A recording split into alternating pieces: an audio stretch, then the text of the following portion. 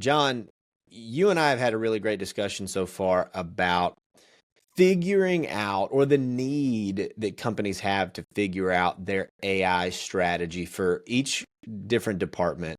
But what I'm super interested in is how is AI going to change the sales department, right? The sales division, the sales org chart, even. You had some really interesting insights on that before we hit record. What do you think the next 5, 10, 15 years is going to look like for sales teams now that we're fully in this age of AI?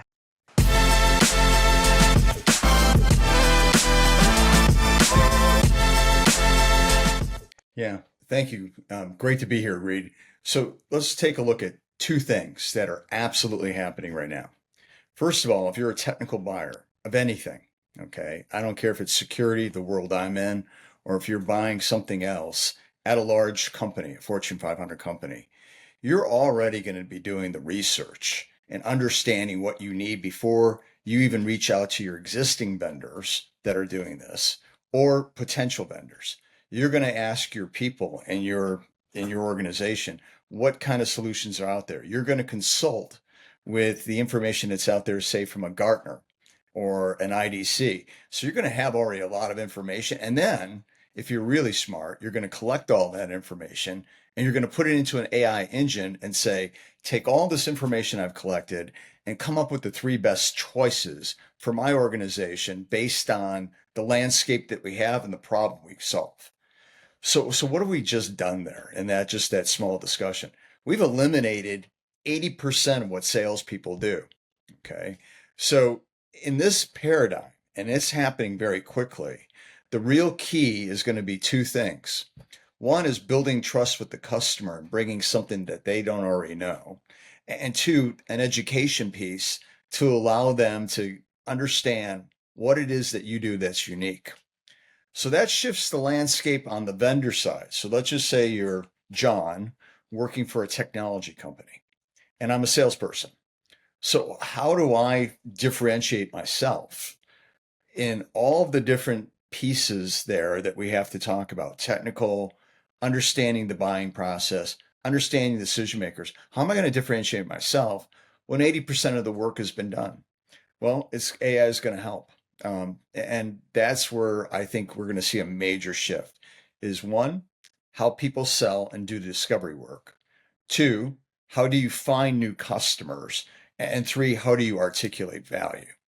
So given that, and we talked a little bit about how like the sales org chart is going to Yeah. change, right? Given those new objectives, and we're going to be talking a little bit about or focusing somewhat on technology sales, right? Yeah. Because that's an easy. I mean, if we try to generalize too much, there's just too many different types of different variations of that org chart.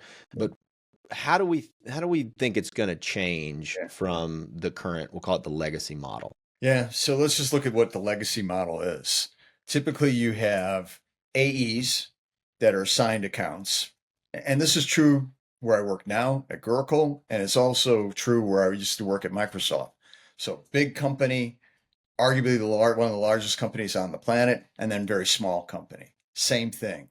You got SDRs that are out there doing the work. They're sending out emails, they're doing LinkedIn, they're doing Sales Navigator, they're using tools like Zoom Info to find buying personas, and they're trying to get a meeting. That's what the SDRs do.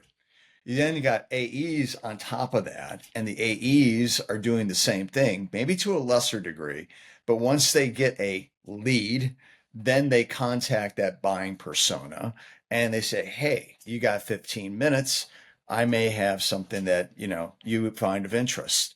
And then they try to work to build value there and build trust at that point based on the information they've had and the research they've done, and also the person that that their SDR contacted. So you have these two entities that are out there. You also have a technical entity. Okay, so you have a technical engineering group, usually pre-sales, sometimes engineers or engineers that are, involved in the sale to help you sell it technically. So we'll call those system engineers. That's kind of the triad that the way it looks today. What's happening is the SDR function is going to go away.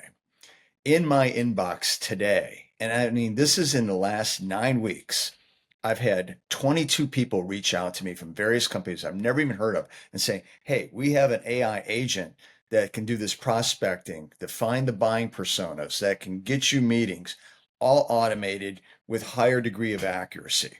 And in fact, the company that I work at now, we actually use one of those. Is it effective? It's much more effective than just grinding away and doing the manual work or using some of the tools that are out there like Outreach or some of the others. This function, the SDR function, is going to go away completely. It is. And we're already seeing the shift. We're going to see that be turned over to AI agents where they actually do that work. So this begets the question, what happens to the SDRs? Well, the SDRs will still be there. They're going to be help managing the AI agents. So what we're going to really get is to a type of observation that a recruiting firm called Betts Consulting said, and that is to be more like a Bain or a McKinsey type of organization where you have a principal managing the AI agents and also the people underneath that are doing that. So we're going to see a collapsing down. We're going to see speed to market and monotonous type of work done by the agents already happening today. I mean, it's without a doubt. Companies, if I'm sitting at the VP of sales level or the SVP level, I got to look at this organization and say, where do I put my capital? Who do I invest in now in my organization to allow them to go to market more effectively?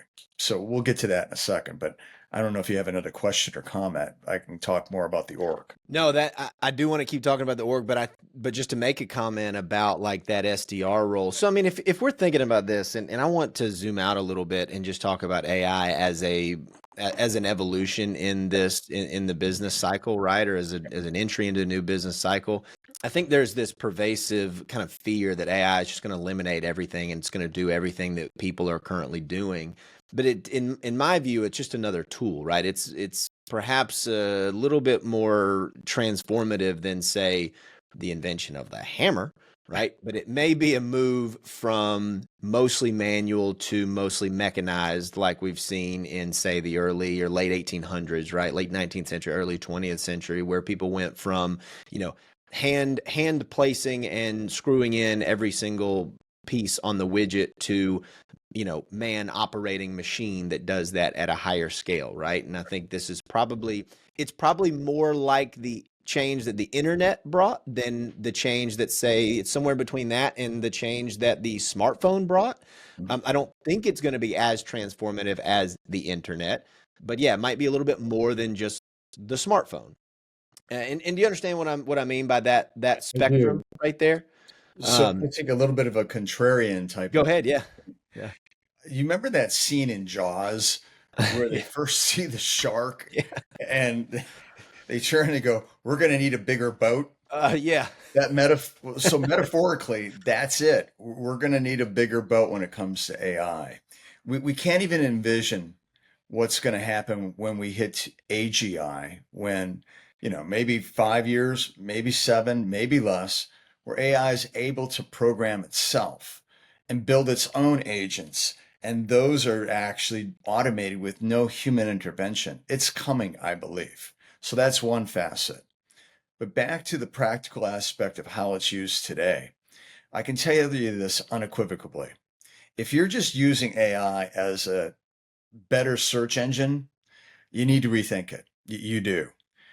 What I've been finding is that the prompts that you use to ask for the information is 100% the thing that drives the results you get with AI, whether you're using Claude, whether you're using Perplexity, whether you're using ChatGPT, it doesn't matter. So I've gone on and say, okay, how do I build better prompts? The first thing I did about 8 months ago was while I was doing stuff myself, hey, chat, here's a deck, put it in there, absorb all the information that's in this deck, and come up with 5 or 6 good points that I could use to articulate value to a customer in the insurance business or in the manufacturing business, or do some research chat for me and bring back stuff. Now I've gotten where the prompts, I've gotten so precise with them, I get really detailed information. So where did I learn this? There's one guy, we'll put the link here in it. His name is, and I want to make sure I give him credit, Ruben Hassad, Hassid. He is on Substack, and his Substack blog is How to AI. I would recommend everyone go there first. And what he talks about is building prompts. In fact, he built a prompt maker in ChatGPT that you can go to you can write in just normal stuff that you want, and it'll build you a detailed prompt. It looks almost like code. You can copy it, paste it, put it into the AI, and it'll help with whatever it is that you want to do. So I recently, just this week, said, hey, you know what? I'm thinking about one of our products and a freemium model for the product. So we sell a number of different security products, but one may be better for us to give away, in a freemium model where you give it away for 6, 9, 10 weeks to get them hooked on it. So my first attempt at that was not very good. Using the techniques that were in that particular blog, I came back and it was like, boom. I was like, holy smokes, this is a lot of information. Then I lifted that out. I copied and pasted into Word, and literally it was like 6 pages of data that ChatGPT did. And I said and I used another AI, Gamma. Okay. And Gamma creates PowerPoints. Okay. And there's Canva and there's Gamma. There's a few of them. I dropped that in there and put it in. Here's 10 PowerPoint slides. So how am I as a sales entity using ChatGPT? Now I just built a go-to-market strategy for a product which we currently aren't offering in a freemium type of environment, and outlining what it is, the pros and cons of that, and also building the go-to-market strategy. Now I can take that and go to my CEO and go, hey, here's some other way of us being able to break into accounts that differentiates us from our huge competitors, CrowdStrike, Palo Alto, Microsoft, all of these big competitors. This gives us a leverage point. This is how I'm using AI right now. It's transformative. I don't know how long it would take for someone else to do that, say 2 years ago, but just think about it. I just did that in the course of 15 minutes. And I'm not kidding you, it took 15 minutes. If you're not doing this right now, then you're already behind. I tell you right now, you're already behind because you got guys like myself who are doing it, just extemporaneously. And imagine if you hire people in your marketing department that are savvy to this, how this can change your go-to-market strategy. Yeah, and how much time would something like that have taken previously? I mean, I say that somewhat Yeah. rhetorically, but I mean, we're talking about a team. There's probably a committee that's formed, right? There's probably a series of strategy sessions, and there's probably, we're talking at least weeks in a Oh, yeah. team to do that Yeah. previously.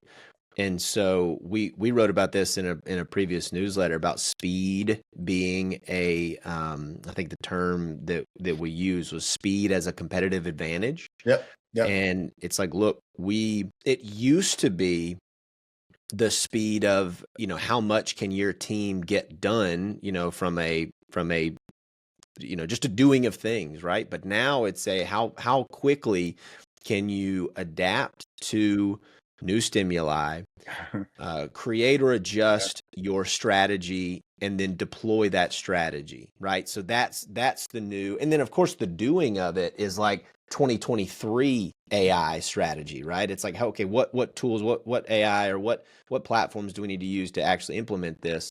But it's moving up higher or earlier, I guess, in the thought chain. Yeah. So I think you're definitely right that if this is new to you, well, then it's time to take your weekend to focus on this, folks, right? Is how we do it, using this. You brought up such a great point, and I want to crack this open a little bit more.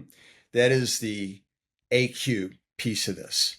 So we know that there's IQ, intelligent quotient, EQ, emotional quotient, social quotient. Yeah, what about social? But AQ is adaptability quotient. So let me just kind of take a few minutes here to talk about where you are if you're Gen X and even a baby boomer. where you are in your career. If you're unemployed, okay, and that could be anyone watching this, you got to take the time to reinvent yourself. And I would say, as a rule, just in my lifetime, and by the way, I'm older. I'm not going to disclose it, but I am older. The question is, how do you reinvent yourself? So let's talk about the psychology here. First is to be the best version of yourself, without a doubt.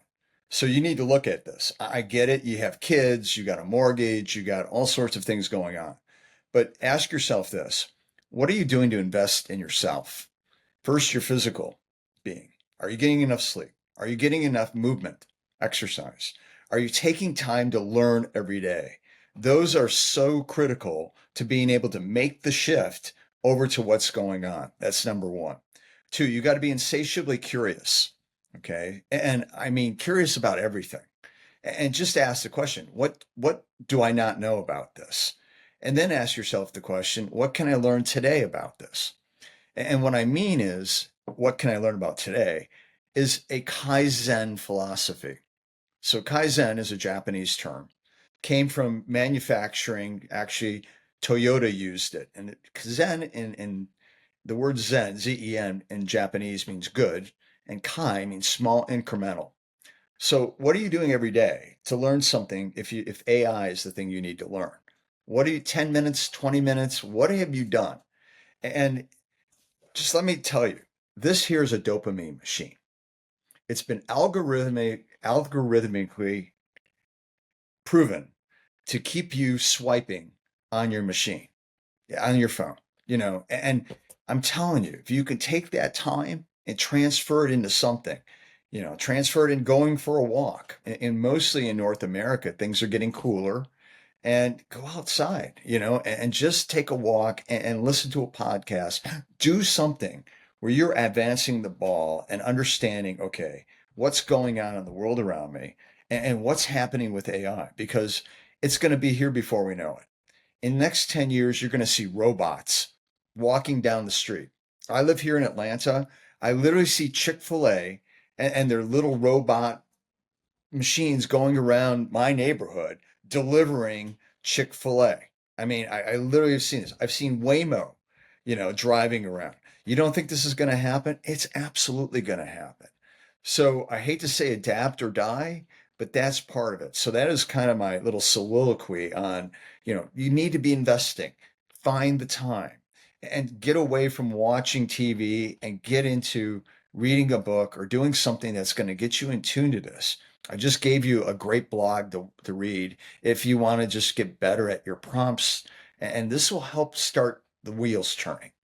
John, that AQ concept, intuitively, I know exactly what you mean, right? And I think that's a phenomenal point that we're going to bring back up over and over again. And that may be, I'm not a young guy anymore. I'm not the youngest guy in the room anymore, right? That's So right. I've seen a few of these like kind of cycles happen. And I remember when EQ became like the most important thing in business leadership, right? It was all anybody was talking about. And I definitely think that for the next 10 years, that may be what we're talking about, is that AQ, that adaptability quotient, is how well and how effectively can you adjust and adapt to new changes in the market, new technological changes, Right. new societal and social and cultural changes that new technology is creating, and then how quickly and how effectively can you implement that into your role or into your business. And I was there too, right? Or I've seen all that too, right? I was just in Atlanta last couple of days, and the Waymo driving around. It was so funny. My wife and I were there. I had a couple of meetings. She and I were getting lunch in between, and we saw a Waymo car. And for anybody not familiar with this, Waymo is this self-driving car that's basically a self-driving Uber. And there was a girl in the passenger seat, and we just all kind of like made eye contact, and she kind of had this look of like, I'm just as nervous as you are, guys. And this car just then drives around the corner. But yeah, and I've got one addition to that. I am expecting that companies like Amazon are going to start using drone delivery. So you're gonna look around on the street and you're going to see these robots kind of walking around or carting around, because we did see some of those. They're like little buckets on wheels Yeah. doing deliveries. Yeah. And then I think you're going to look up, and you're going to see Amazon drones, flying all over the place, using AI to navigate, and they're going to be battery powered through solar. Right. So all these things are going to change. But the important thing for us in this podcast, tactically speaking, is how well and how effectively can you take all that in, get past the good old days kind of, nostalgic, attachment, and say like, well, things have changed. And so what are we going to do to adapt and move forward? I think So that's two great that you bring that up. two things that I have done that really kind of help me understand is one, just spending more time with people that are 20, 24, 23. And I go to the Atlanta Tech Village Yep. here in Buckhead, Atlanta, and talk to people who are working with this that are digitally native in their lives, meaning they were born after 1996 or even later than that. 2007 is when the iPhone came out. And if you think about that, they're 19 years old. And long story short, they've grown up with this all their lives. So their perspective and angle pursuit on business endeavors is totally different than mine, who's kind of looked at, a very large landscape. That's number one. So if you have children, sit down and talk to them. What are you learning? What's the buzz? I just saw this thing 6-7. I didn't even know what this was, right? And he's like, I, but I have a 10-year-old and a 7-year-old, and John, if I hear that again at one of the, basketball practices, I am just going to walk out of the gym. I can't, but oh, it is, yeah, I don't know. So it's so funny that you say all those things, because so I mentioned before we started recording, I was at Venture Atlanta, the conference yep, yep. that was just in Midtown Atlanta, and it is for startups and venture capitalists. Mm. And I would imagine a dramatic cultural, age, and demographic difference between those two groups that I just described, right? It's I was talking, vast. to a founder that was 26, Yeah. and everything from the language that he used to the way he related to the world was just so dramatically different from the 56-year-old venture capitalist that I spoke to down the hall, right? That's right. And so it's now, and they are probably some of the more technologically adapted professionals, right? Venture capitalists who are focused on technology, and so. And I'm right in the middle, right, John? I'm 35, right? So I kind of was the last generation that grew up pre-technology, Yep. and even after the internet, right? We had another 10 years or so before the smartphone, 10 or 11 years. But so we adapted as teens and in our early 20s. And so it's sort of ingrained in us to constantly be looking for what is the technology going to do? How is it going to change everything next, right? So we don't have quite as much of that like entrenched desire to or that desire to keep things, entrenched in the way things were. So my encouragement to those who are watching this that may feel a little frustrated or concerned or nervous about what's happening in the market with the economy, all that kind of stuff. The best way to feel better about that is to try to understand it a little That's bit. right. And I think you're right. I think just talking to people that know it, Yep. um, because you've got a trade here. There's a value trade that can be made. That's right. If you've been in business for a few decades, you've got a substantial amount of experience and wisdom and leadership capability that can be traded for that those questions of, hey, well, help me understand what you guys, you're talking to a younger person, help me understand what you guys are thinking about when it comes to these various things, right? So there's an equitable trade to be made there. And a young person watching this, one of the best pieces of advice that I ever got was to find people that are where you want to be That's right. and do whatever you can do to get them to answer the questions you have and never stop asking questions. Correct. Right. And so if we can create, if that's what comes out of this, right, is we've got more experienced folks seeking out younger people and younger people seeking out more experienced folks to learn from each other. That kind of seems like the best possible outcome from all of this, It's right? true. So you touched on a few things that are very important. One is mentorship. And we need to have people that can mentor other people. And what do I mean by that? That's to help them be a guide and give them proper feedback, whether the feedback is a gift or whether the feedback is something a little bit more obtuse and maybe obscure as far as, okay, let's start from scratch. There's really three buckets. There's the people that create and they don't know how to get there. There's the people that are executors that take what's created and execute upon it. And then you got this middle bucket, which is really tricky. I have great ideas and I want to execute and I need help. That particular middle is called entrepreneurial thinking. And you need other entrepreneurs to actually come in that have done this and be able to sponsor and mentor you. Sponsorship doesn't mean money, although that's nice. The networking will get you money, but you got to have an idea that's executable and well thought out. So where do you go to do that? You find people like myself, like my consulting company, that will be able to at least sit down with you and get you started. And even if it's just an ideation type of thing, well, what is your idea? How do you flesh it out? What's the potential market for that? Have you taken a generative AI and ran it through that? Do you have a business plan? Do you have something that you can execute upon? Who do you know that we can go talk to? And who do we want to absolutely target who we can talk to help your business? You can do a lot of this automated by yourself, but you also need somebody. And I want you to think about it like this. It's physics, okay? And in physics, we have one thing that absolutely holds true for the whole universe. And that's the aspect of a positive and a negative charge. Okay, so I know I'm going to get a little geeky here, but I want you to just kind of think about this and I'll relate it to business.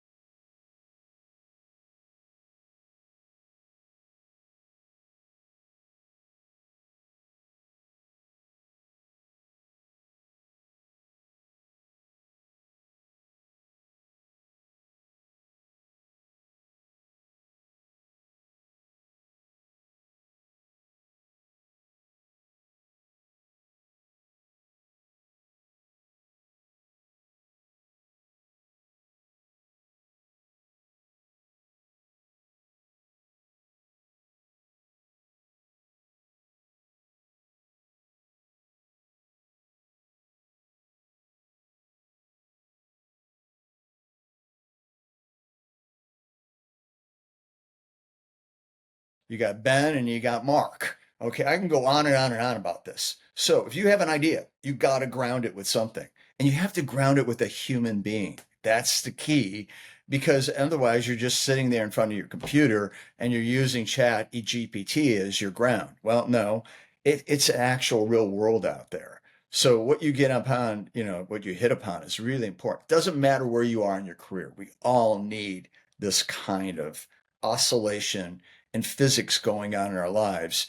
And you can see it in everything. I think that's such a great point, and I think about those, right? Like the two sides of the coin in all those business examples that you gave, right? And we use internally actually a modified version of an operating system called EOS, it stands for the Entrepreneur Operating System, and it relies on two critical pieces at the top of the org chart, but really at the leadership of the business.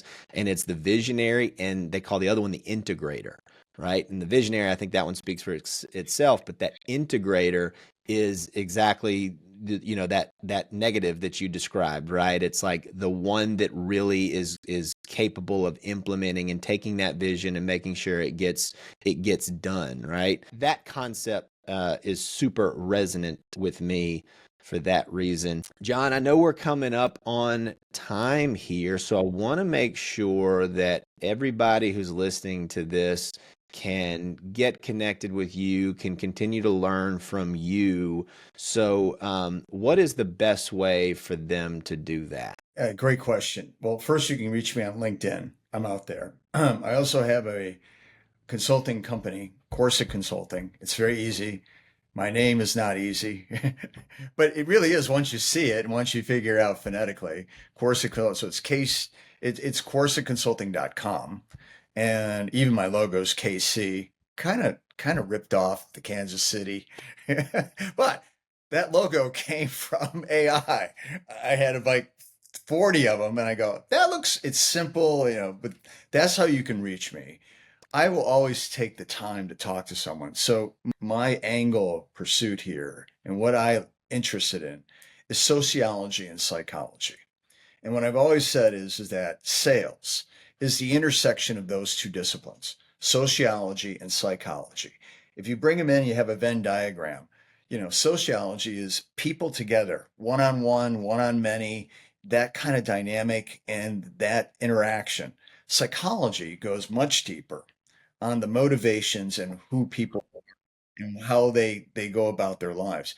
If you can master these disciplines and understand them more, you get a great outcome. One, you learn more about human beings. Two, you learn more about yourself than you think, because you got to think, oh, this person is difficult. How do I interact with them? Or this person has, avoided me in the past. What's the way that I can approach them that's friendly and giving?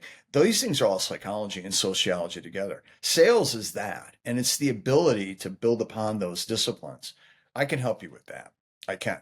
And we don't talk about it enough in sales, but we kind of intuitively know that those are the kind of the building blocks.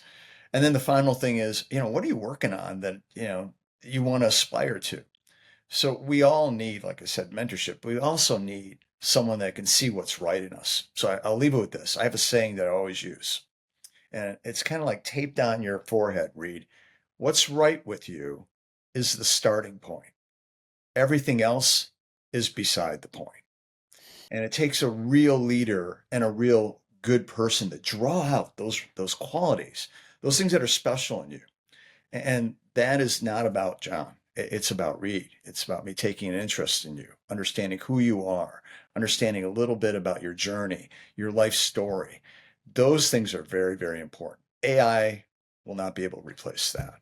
Well, John, I don't think I could have thought of a better way to conclude this interview than that. So thank you so much for joining. Folks, if you're watching this on YouTube, please make sure to hit the like button and subscribe to the channel. All the links that John mentioned are going to be in the description, so go check that out. And make sure that you reach out to John on LinkedIn or go to his website so that you can get some help, get some learnings, and continue to just help to support what he's doing. So John, thank you so much for joining me, and everybody else, thank you all for watching. We'll see you on the next one. Been a privilege and an honor. Thank you.